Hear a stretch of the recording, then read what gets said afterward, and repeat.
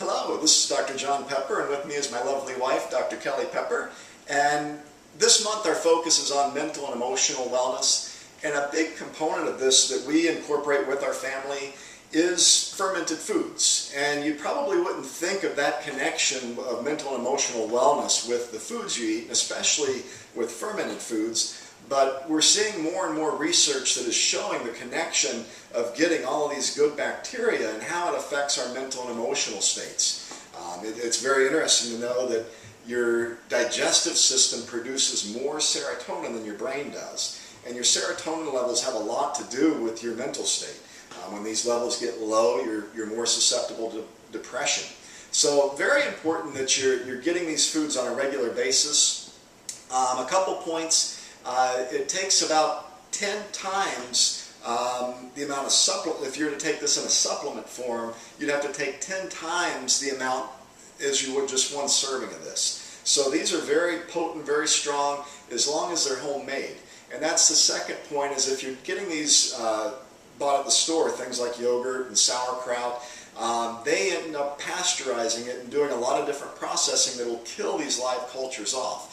So what you get at the store is much weaker, if there are any live cultures in it at all. So with that, I'm going to have Dr. Kelly explain the process of making these foods. And that was one of my biggest concerns when we started doing this. I thought it was going to be very difficult, very time consuming, and much to my surprise, it's a very easy and simple process to do it. So I'll let Dr. Kelly share how simple this really is.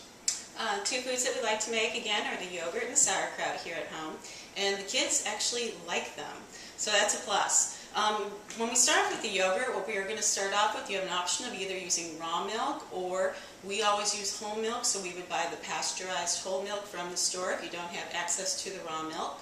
And you simply, if you're using raw, bring it to room temperature when you start, and then add your starter culture to that, or you're going to boil the whole milk that's pasteurized, and then bring that to room temperature, and then add your starter culture, which you can buy at the health food store. And then we like to use our yogurt maker, so that's our secret, because that can be going all night long. We have fresh homemade yogurt in the morning. When you start your next batch, all you have to do is save one of these little yogurts, add a few tablespoons to your next milk that is brought to room temperature once again, and you can start your whole new batch. Right. Now we're going to talk about making fermented vegetables at home. Really easy. I was really surprised. You can do this with a number of vegetables. Red cabbage, green cabbage are usually your base. And then what you can do is add anything from garlic to beets to carrots to peppers. You name it, the sky's the limit.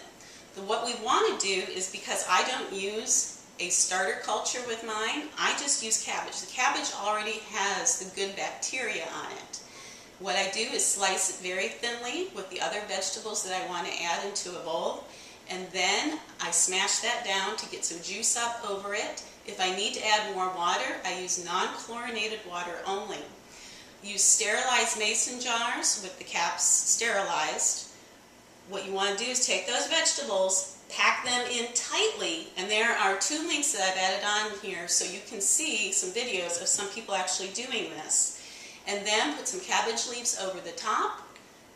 Put your lid on. You do not want it on tightly, because again, we're fermenting and we want everything underneath the water because it's anaerobic. Those bacteria are going to be growing, and those are the bacteria that we want in our tummy. We don't want the stuff that's going to be growing on top if it's oxidizing. We want everything under the water.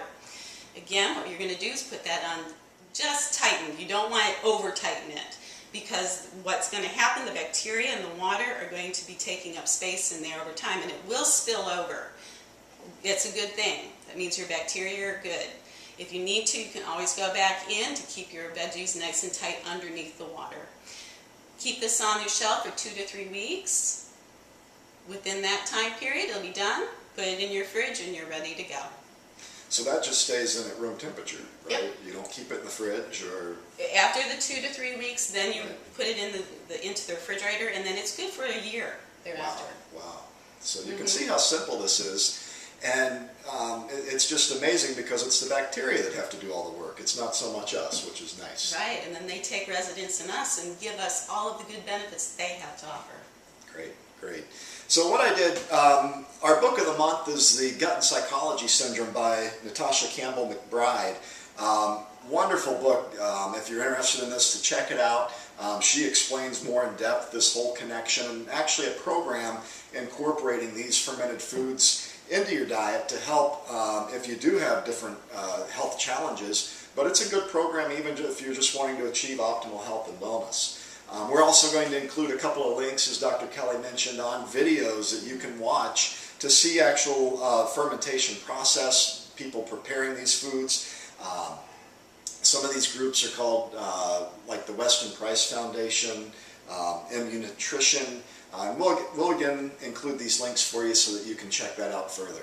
So that's all for now. Be happy, be healthy, be well. And until next time, this is Drs. John and Kelly Pepper. Have a great day.